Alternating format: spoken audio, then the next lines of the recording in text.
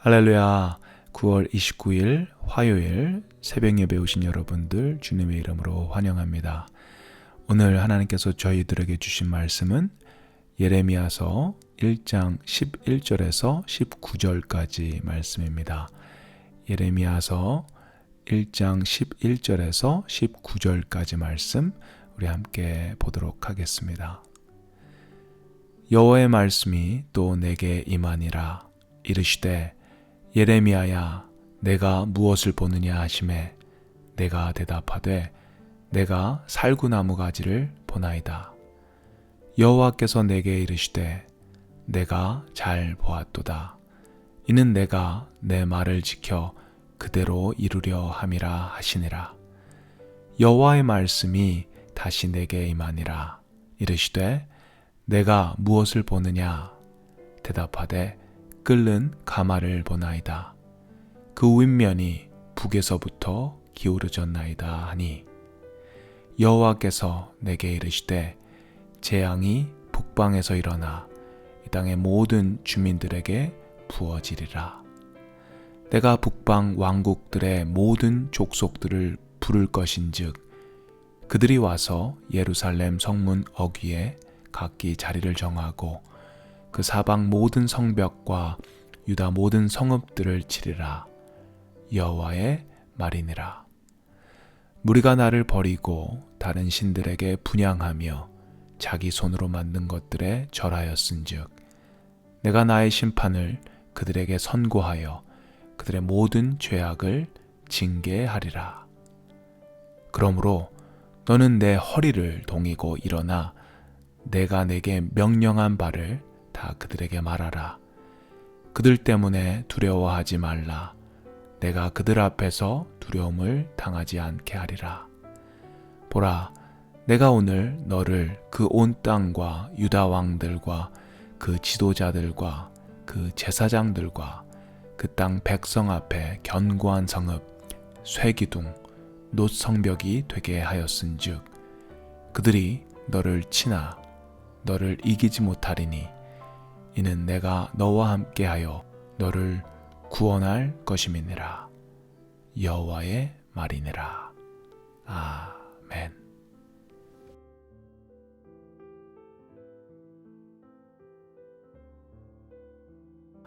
어제 본문을 보시면 하나님께서 예레미야 선지자를 부르시는 장면이 나오는데요. 하나님께서 예레미야에게 오셔서 내가 너를 모태에 짓기 전에 알았고 배에서 나오기 전에 성별했다라고 말씀하셨습니다. 그랬더니 예레미야의 반응이 6절 말씀에 나옵니다. 나는 아직 어린아이라 말할 줄을 알지 못하나이다. 이렇게 대답합니다.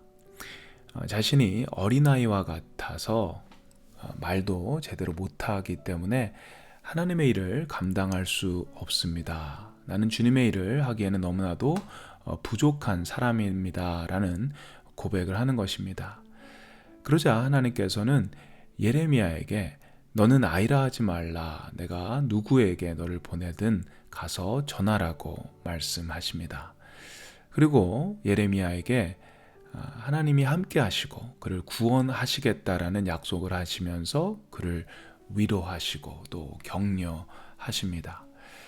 그러시면서 주님께서 손을 예레미야의 입에 대십니다.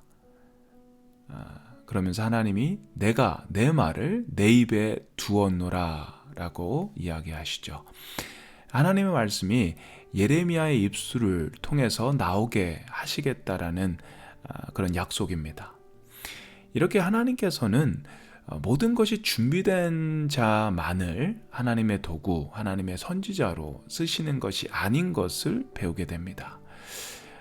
예레미야처럼 준비되지 않은 사람들, 어리고 말 못하는 그런 사람들도 하나님은 충분히 부르실 때가 있다라는 것입니다. 부족하지만 준비가 되지 않았지만 그들을 부르셔서 주님께서 그들을 위로하시고 격려하시고 그들에게 말씀을 주시고 그들을 훈련하시고 그러면서 하나님의 말씀을 선포하도록 주님의 일을 감당할 수 있도록 하나님께서 도와주신다라는 것입니다. 결국 우리의 열심, 우리의 능력이 아닌 하나님께서 하신다라는 그런 사실을 다시 한번 기억하게 되는 거죠. 오늘 본문에서는 두려움에 떨고 자신이 없어하는 예레미야를 주님이 부르시고 그를 선지자로 일으키신 다음 처음으로 환상을 주시는 이야기가 나오는데요. 두 가지 환상이 소개됩니다.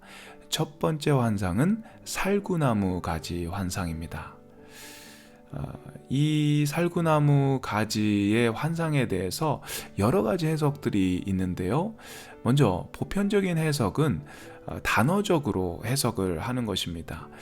히브리 단어를 보면요, 이 살구나무는 샤케드라고 합니다. 그리고 본문 12절에 내가 내 말을 지켜 그대로 이루려 함이라 하시니라.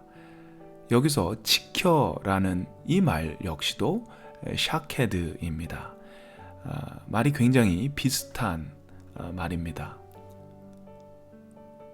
하나님께서 자신의 계시를 반드시 이루시겠다라는 의미로 해석을 하는 것입니다.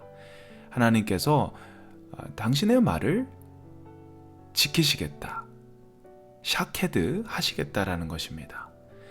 예레미야에게 주시는 이 계시의 말씀을 샤케드, 지키겠다, 반드시 이행하시겠다라는 것이죠. 두 번째 해석은요, 살구나무 가지, 여기서 이 가지란 말이 메케라고 해서 몽둥이 아니면 지팡이라는 의미로 많이 쓰이게 됩니다.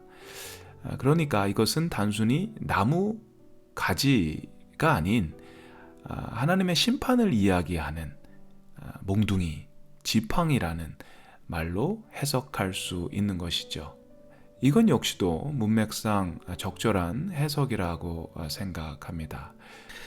두 번째 환상은 끓는 가마 환상입니다. 13절 말씀입니다. 여호와의 말씀이 다시 내게 임하니라. 이르시되 내가 무엇을 보느냐 대답하되 끓는 가마를 보나이다. 그 윗면이 북에서부터 기울어졌나이다 하니, 끓는 가마가 북에서 남으로 기울어져 있습니다. 이 끓는 가마는 곧 기울어진 쪽으로 쏟아질 것입니다. 이 끓는 가마의 환상은 북쪽에 있는 바벨론이 남쪽의 유다를 침공할 것이라는 것을 의미합니다. 14절 그리고 15절 말씀 함께 보겠습니다. 여호와께서 내게 이르시되 재앙이 북방에서 일어나 이 땅의 모든 주민들에게 부어지리라. 내가 북방 왕국들의 모든 족속들을 부를 것인즉 그들이 와서 예루살렘 성문 어귀에 각기 자리를 정하고 그 사방 모든 성벽과 유다 모든 성읍들을 치리라. 여호와의 말이니라. 누구도 피할 수 없고 어떤 성읍도 예외가 없다고 하는 것입니다. 이 끓는 가마가 이 모든 사람들에게 부어진다고 합니다. 굉장히 끔찍한 재앙이 임한다고 하시는 건데요. 그 이유가 무엇일까요? 그 이유가 16절에 나오는데요.